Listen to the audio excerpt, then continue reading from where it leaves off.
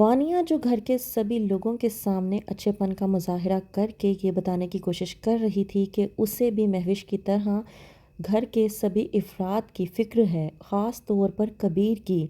तो आखिरकार वो अपने इस मकसद में नाकाम हो जाती है।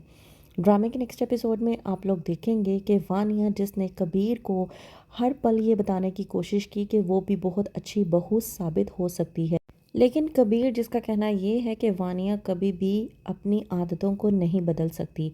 वानिया जिसमें ये आदत मौजूद है कि उसे अपने सिवा कोई भी नज़र नहीं आता। वहीं पर दूसरी तरफ फ़री की तबीयत जब ख़राब हो जाती है तो शुएब अपनी बीवी फ़री को लेकर उसके मायके आ जाता है ताकि उसकी अच्छे से केयर हो सके, क्योंकि फ़री की इस कदर तबीयत ख़राब है कि वो अपनी बच्ची अमल पर भी ध्यान नहीं दे पा रही। शुएब जो कि कबीर को आकर कहता है कि अचानक से फ़री की तबीयत ख़राब हो गई, जिसकी वजह से मैं परेशान हो गया और इसकी देखभाल करने के लिए भी कोई नहीं था, इसलिए मैंने सोचा कि मैं इसे यहाँ पर ले आऊँ। तो महविश कहती है कि ये आपने बहुत अच्छा किया, ये कम अज़ कम हमारी नज़रों के सामने रहेंगी तो बहुत जल्द ठीक हो जाएंगी।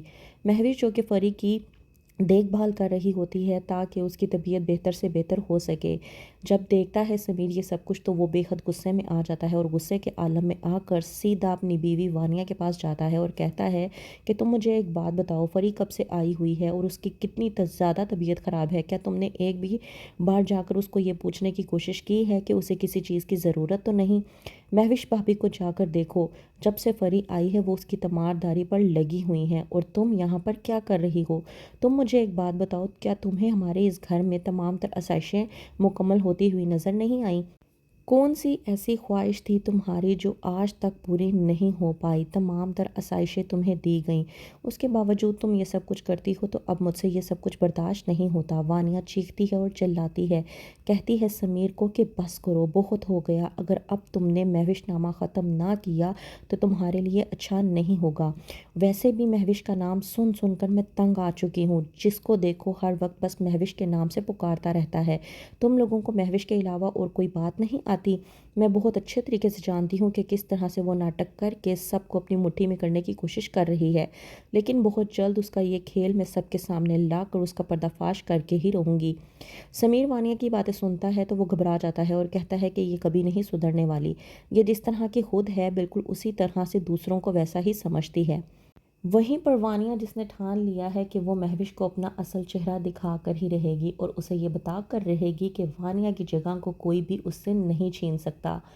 महविश जो कि कबीर को अलविदा करने के लिए बाहर जाती है तो वहीं पर वानिया भी भागते हुए आती है और आकर कबीर की बात करने की कोशिश करती है, लेकिन जबकि कबीर पहले से ही महविश को अलविदा कहकर जा चुका होता है। महविश जैसे ही अंदर आने लगती है, वानिया जानबूझकर महविश को टक्कर मारकर नीचे गिराने की कोशिश करती है।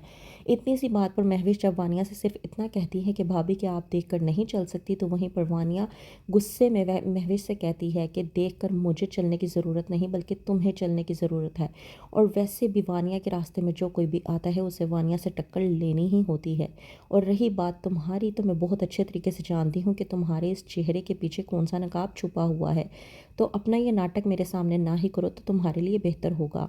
महविश जो कि समझ जाती है कि वानिया ने अपना असल चेहरा दिखाना शुरू कर दिया है, इसलिए वो प्यार से मुस्कुरा कर वानिया को दिखा देती है।